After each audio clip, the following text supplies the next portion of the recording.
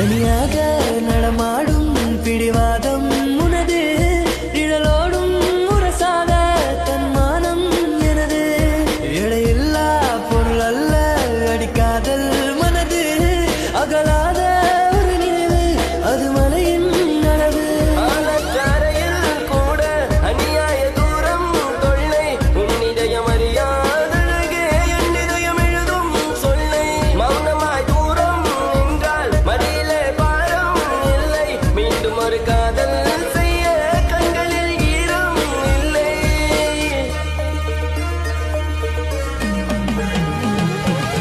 oxygen தந்தாரே முன்னொரு பொழுதினிலே மூச்சு காற்றை மொத்தம் திருடி போனாயதனாலே ஓடும் நதியில் இலையை